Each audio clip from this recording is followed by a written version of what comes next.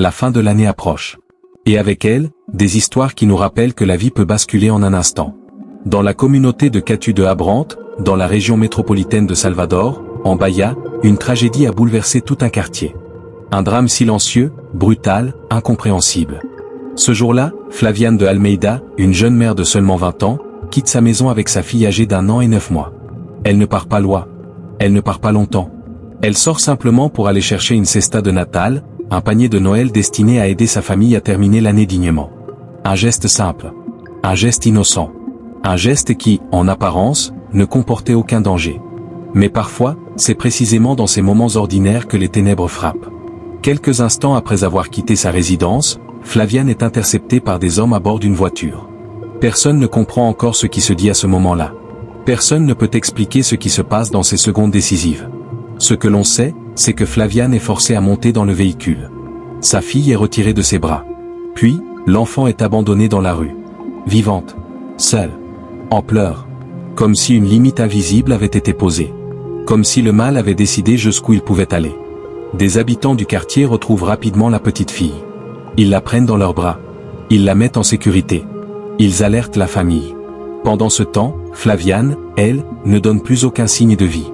Son mari, inquiet, se rend à la délégation de police pour signaler la disparition. Il espère encore. Il croit encore qu'elle va revenir. Qu'il s'agit peut-être d'un malentendu. Mais pendant qu'il parle aux autorités, une autre information tombe.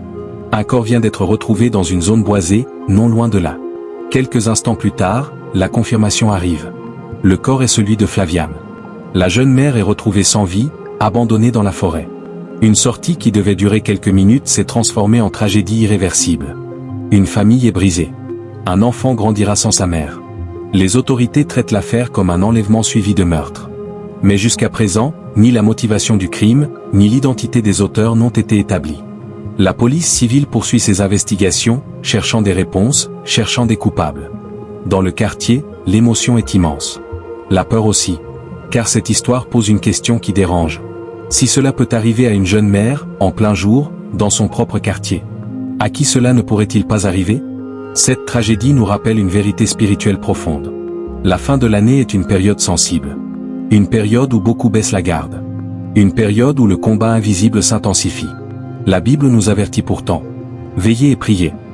Flaviane est sortie pour quelques minutes. Mais elle n'est jamais revenue. Que cette histoire ne soit pas seulement un fait divers. Qu'elle soit un appel à la vigilance. Un appel à la prière. Un rappel que la protection ne vient pas seulement des hommes. Mais aussi de Dieu. Car en ces temps, celui qui prie veille, et celui qui veille, se place sous la couverture divine.